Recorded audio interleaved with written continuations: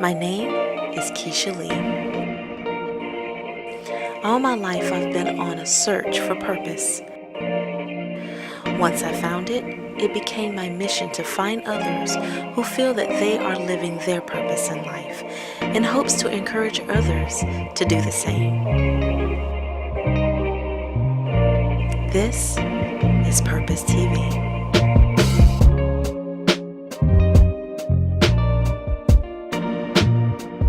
Today's featured correspondent, Ty Caldwell. Sit back, relax, and enjoy the show. This is Brian the Barber, and you're watching Purpose TV.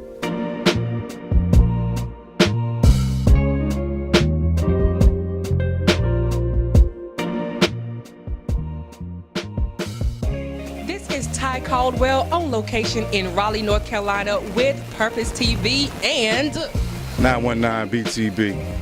also known as Brian the Barber. Yeah, we sort of flipped it around a little bit. This brother, I've been watching his post and he is so sincere in giving glory to God. He is so sincere when he's talking about his amazing gift, but being humble about it. And you all are going to see like some of the magic today. When we were in Messenger, I was like, oh man, I just been following you, love your work, love your posts.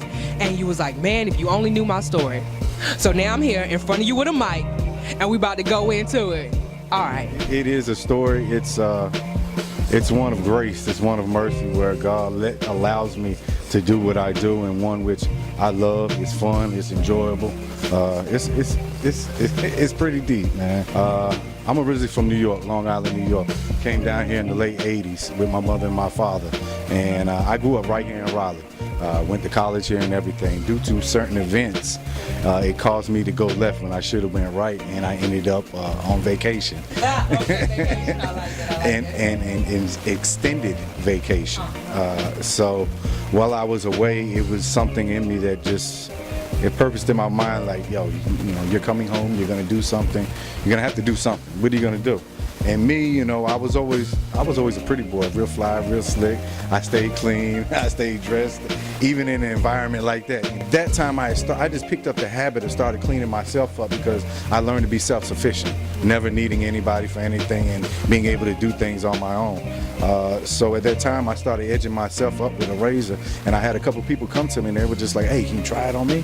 I'm like, yeah, I'm no good. I'm not really any good, but yeah, sure, no problem. And so I started doing it, and I started getting a little better and better over time. And I came to a crossroad where it was time like, okay, you're going to be released one day. What are you going to do?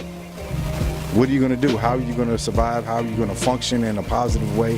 How are you going to impact your family in a positive way? So I jumped into barbering in 2008, which was the first class of Harnett Correctional Institute with CCCC and the State Barber Board. So, how did you end up starting the business of barbering? Well, anybody in the hair care industry would be able to, they're independent contractors anyway. So you might as well file and create your own LLC, because it'll save you on taxes and tax purposes if you're smart enough and you understand these things. So I went ahead and I did that. I formed my LLC just to give me a little bit more leeway and give me some financial options in the future. So, man, I love what I do. It's fun. I enjoy cutting hair. Cutting hair is a passion for me, because it gave me life. It gave me an ability. It gave me a new way to speak to people, deal with people, create things, learn new things, build a network, educate others, help others. Barbering in the hair care industry enabled me to do a lot. So when you were talking about how are you going to go out and affect your family, you were thinking about your young one. For them, it's about what do I leave them, because they lost so much time with me anyway. It's what am I able to do with them, and what knowledge and what motivation do I leave them before I'm gone. You talk about your faith in God a lot in your post. You don't worry about that turning people off? Oh, it has. It has, but I saw the number of my likes go down on pictures that were just as equivalent as others. But I don't care, really. It really don't make a difference to me, because I never was really in it for the likes. I just advertise, and I use social media as a form of marketing and advertising for myself. That's it. So, you know, what people say, I don't care. As long as they saying something, I'm good. All right, so how did you end up getting into designing? Because I know at the end of this is going to be so fly. I can see some of the things on the side that other folks can't see on camera yet. How did you get into designing? When I was going to barber school, I went through CCCC, Central Carolina Community College, and while I was sitting at Harnett, my instructor over the first phase that I went through, his name was Michael Chi, and he was bringing magazines and pictures of national gold, and I was able to study and learn and see different designs people were doing then, and I was like, oh shoot, that's fresh, that's dope. So I wanted to try it, and I just started trying, and truth be told, I'm really not that good. There's people out here that's way better than me. What I can do is just average, honestly, truth be told. I spend big dollars to come here, and so I always appreciate quality. And so if I'm in this chair, this just lets you know that he's that guy. I got any questions? Anybody want to know anything? At 919BTB, hashtag 919BTB, TGB, yes, y'all know. See, I love that. I love that. Great personality, great customer service. We are just honored to be here with Brian the Barber. It's been a pleasure. Thank you very much. I appreciate it. Absolutely, absolutely. So this is Ty Caldwell again with Purpose TV. Thank you so much for chiming in.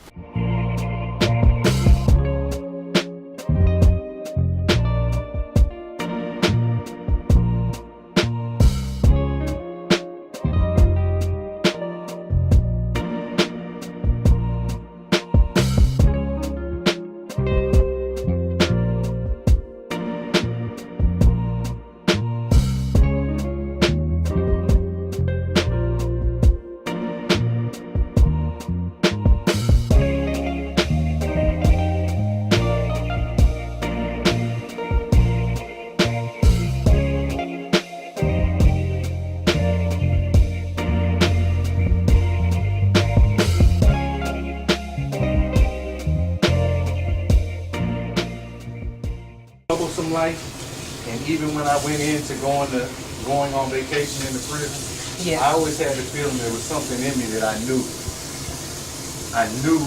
that I was special, that I was different, so to speak. And there's something in you. It's just a feeling that you have, man. And I've always felt like there's some great destiny God has for me, or something that I'm supposed to be doing that I'm not doing, I'm not fulfilling it. And I've had this feeling for the longest, right? Barbering for me is a way to talk to people and deal with people and give my story and to share my story. But what God has brought me through and allowed me to come through is amazing. Adoption, homelessness, abuse, gangs, penitentiary, back in the streets, you know. It's a lot of things God has brought me through. And to be able to stand right here and be alive and just do what I do and speak, man, why can't I should proclaim and say everything God's done for me. Sheesh. Even though I ain't perfect, even though I still have my issues, I'm still going to talk about what God did for me. And won't stop either. And even when I do all that, it still gives me chills even thinking about it and talking about it. You know? Believe that. I love what I do. You ever had the opportunity to go and talk to younger folks? Like literally juvenile places? I've been back in the prison to talk, and I've been into Durham during the outreach ministry that they had at the churches out there when they all teamed together. I went out there and I helped them and I spoke out there, but I was with Park West then, and I was with the college then when I was teaching, and I was just sharing my story then. So, but no, not like I want to. What do you want to do? I want to be what I want to do. Yeah. I want God to give me the resources where I can set up my business where I don't have to work, but I can teach for free. Wow. Why? Because God bless me. Even after me coming home from prison and some of the things I've done, I don't deserve to be where I'm at. I don't deserve to do what I'm doing. I should be dead right now in hell. I was about to ask you. And for me, it's just a blessing to be able to still be alive, still do what I do and do it. I'm still healthy. I'm still good. I'm still have my right mind, all my body. You understand? And especially doing the things I've done in my life. Yeah. Especially the things I've done afterwards. You know, God still blessed me. And there's a reason I'm supposed to be talking to somebody. There's somebody I'm supposed to be talking to. Yeah. And barbering is just like the car that's gonna get me to where I want to go. Ah, it's a vehicle. You know what I'm saying? It's just the car that's gonna get me where I need to be. And I already know that there's somebody specific I need to speak to. I already know it. Was it hard transitioning when you came back out? Thank you, Lord. I came home April 11, 2013, which was a Thursday. That Friday, stick your chin up, bro. That Friday, I went back, took my driver's license, already had my driver's license, and prison was nothing but a memory to me. What? I'm gonna give you the rundown real quick. Thank you, Jesus. Lord, thank you.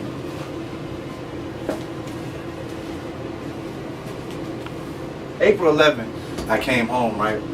You need me to move, Keisha? You can record if you want some of this, I am. because you might need some of these vocals. Okay.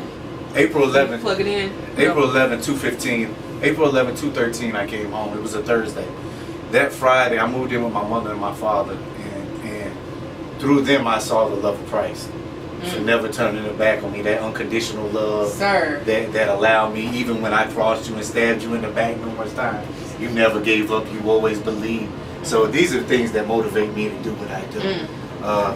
Came home, started working in a barbershop. So I had got my license, got everything back that Friday. Started working in a barbershop, College View Barbershop, Western Boulevard. Shout out to my boy Corey Wilson out of Wilmington, North Carolina. He gave me my first opportunity. Loved it. Was only making like $200 a week. I really wasn't making anything.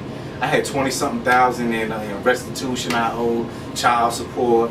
I got the girls I'm dealing with at the time, they're looking at me like, who are you? You're a bum. You live with your mom and dad. You're what, 40, 30-something years old? You know, it's this type of stuff. So it's playing on your consciousness and your manhood. Like, what? Do you know how much money I used to get? Do you know who you talking to? You stupid. You know, it sort of want to draw you back into that old you. Yeah. So, you know, I said, you know what? If I'm going to do this, I'm going to be the best I can be. So I purposed it in my mind. I said, you know what? I'm going to go back to school. And when I go back to school, I'm going to become an instructor. And I went back for my instructor license. Lift your chin, brother. I know you like to. So when I go back for my instructor license, I said, I'm going to get a job working because I need that steady income. And I wanted to be the best in my industry. I wanted to stay in my industry. And so when I was staying, when I did that, it was, I went to the state barber board, had my model. I passed 1 shot, 1 kill. First time I went through. Wow. Park West picked me up. They hired me immediately. And Park West, if you know, at the time they were one of the biggest barber schools on the East Coast and growing. They were doing a great thing in the community. Unfortunately, they closed down. So here I am, less than a year out. I already got a job that's paying me $50,000 a year. I've been in the penitentiary, at 36, 18 years of my life. So I came home, I'm doing good, I feel good. God bless me. And as I started getting in that position of education and teaching, I started seeing me in the chair. I started seeing me in different situations or different phases in my life sitting on the other side. So as I began to teach, it was just,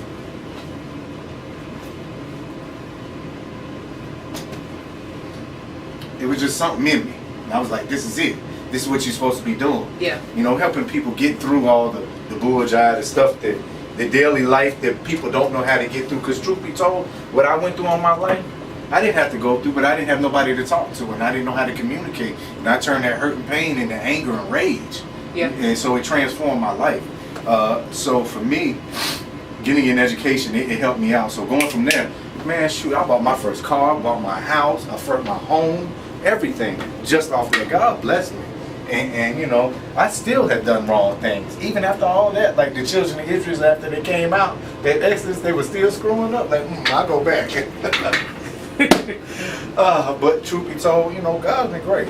And He's blessed me even though I've gone through all that. You know.